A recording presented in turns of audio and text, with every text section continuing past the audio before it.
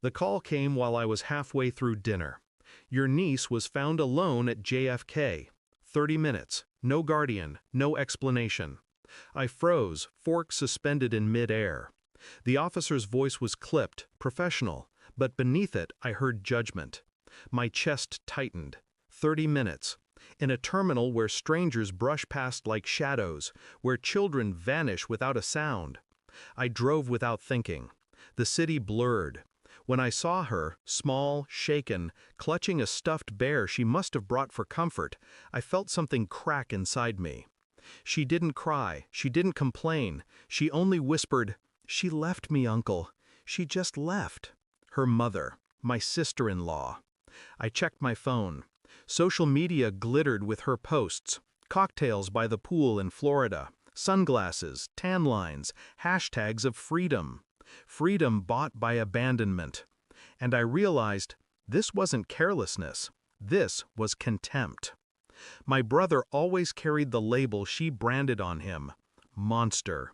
She said it in every argument, every gathering. She painted him violent, unstable, unfit to raise his own child.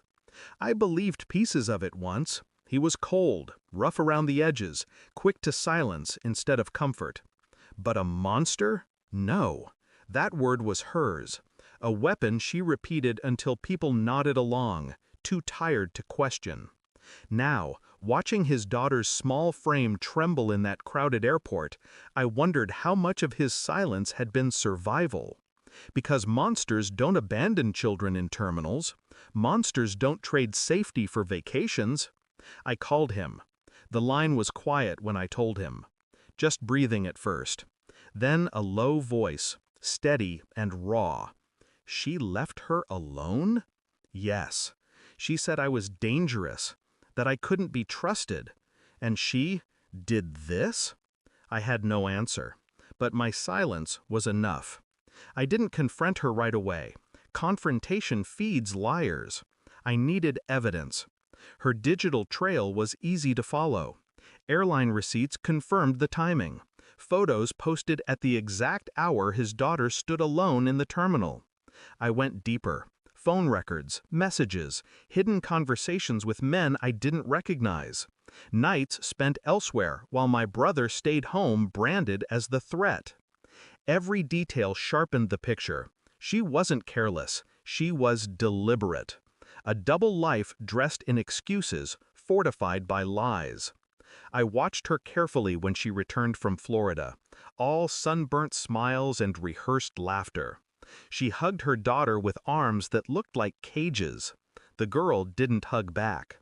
At dinner, I asked lightly, "How was Florida?" She flashed her teeth. Perfect, just what I needed. Her hand tightened on her glass. She didn't notice I was watching. Inside, my rage coiled tighter. Not loud, not reckless, controlled, calculated. The time would come. I printed everything. Photos, records, screenshots. A neat folder, evidence arranged like a prosecutor's case. When I placed it on the table in front of her, she laughed. "What's this? Some kind of game?" I didn't answer. She opened the folder, page after page. Her tan drained into ash. The smile cracked first. Then the glass slipped from her hand and shattered across the floor. "You went through my life?" "No," my voice was even. "You went through hers." I tilted my head toward the bedroom where her daughter slept. Silence bled between us.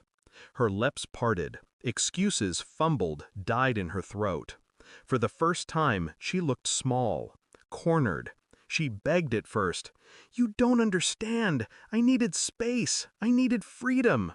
Her words spilled fast, desperate. But I didn't move. I only slid the folder closer.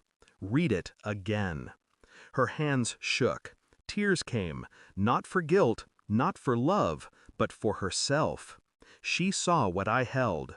Proof sharp enough to cut custody, credibility, her carefully curated image.